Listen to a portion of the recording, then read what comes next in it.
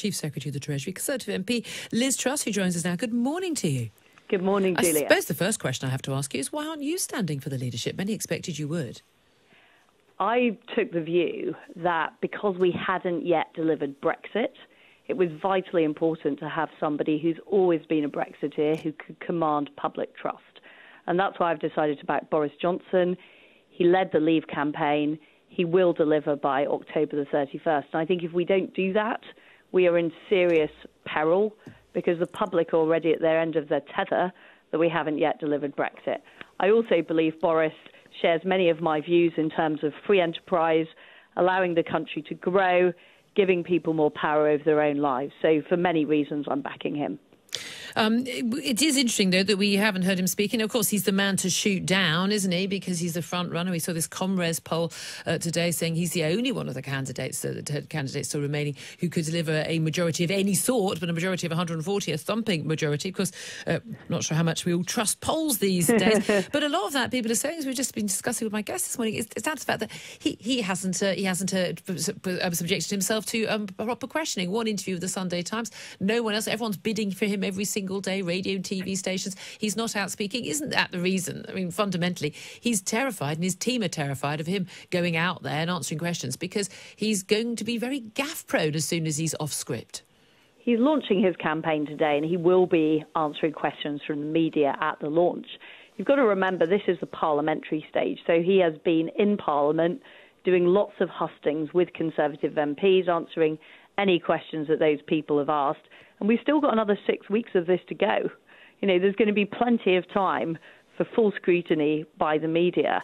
But this is a long game, and I think he's right to launch today, answer the questions to the media, and really focus his efforts on talking to Conservative MPs who are ultimately the decision makers in this stage of the process. I mean, the trouble is, as one of my guests, Conor Pope, just pointed out, that although this is initially a decision that's going to be decided by Tory MPs and then by Tory party members, a lot of them will be having an eye on what is happening in the polls, on what ordinary voters think, not just ordinary Conservative voters, but those floating voters, crucially, especially those voters who've been perhaps eyeing the Liberal Democrats because they Remain supporters or eyeing the Brexit Party because they are Brexiteers. And they want to know what they're being told. And there's a big worry that Boris Johnson is garnering a lot of support from Brexiteers, a lot of support from Remainers, but it's a worry that he's telling different sides different things about what he's planning to do. He is clear that we're going to leave by the 31st of October. That is a message he's given out in every single hustings meeting that he's done in Parliament. You'll hear that today in the launch speech. That is a do-or-die date as far as we are concerned. And that is the reason so many people are coming behind him. I'd also point out that Boris is well known to the British public and well liked by the British public. You know, there are very few politicians that can go out there and just have people requesting selfies, etc., etc. So he's a known quantity to the public. The important point now has been securing the support of MPs. And what many Conservative MPs and many Conservative members want to know is, are we absolutely committed to leaving on the 31st of October? And this is the question, isn't it, about what does happen? Because we've got these efforts today to try and stop a future Tory Prime Minister from either proroguing Parliament or trying to deliver a no-deal Brexit without doing that. The opposition parties, led by the Labour Party, with help from the likes of Oliver Letterman, Dominic Grieve, the Remainers in your party, going to, by all accounts, join hands with them to try and prevent that from happening. Now, we know that there isn't a deal on the table for a Brexit under the withdrawal agreement. That's not going to get through Parliament. Doesn't matter who tries to put that forward. That's not going to happen. It's not going to please voters. The only option of a Brexit deal, Brexit right now, realistically on October 31st, is a no-deal managed Brexit on WTO terms.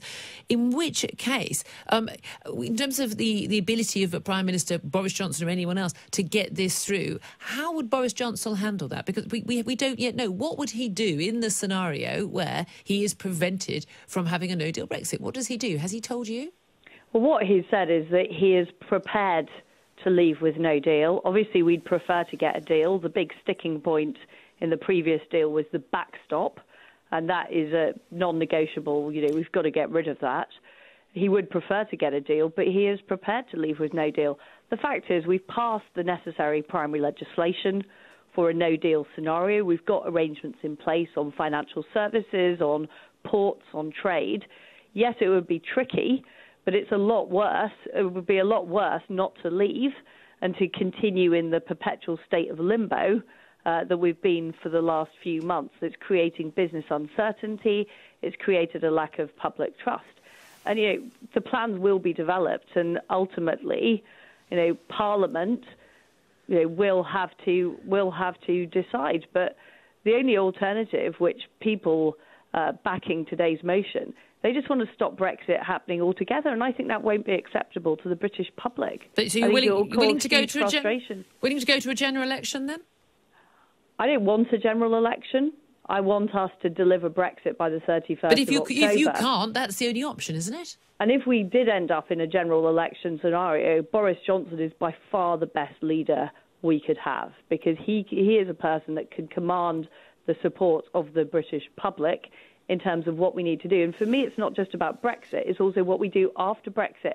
How are we going to make our economy more successful? How are we going to get growth up in places like Manchester, Leeds, outside London? How are we going to make everybody in Britain share in our success? And that is Boris's agenda.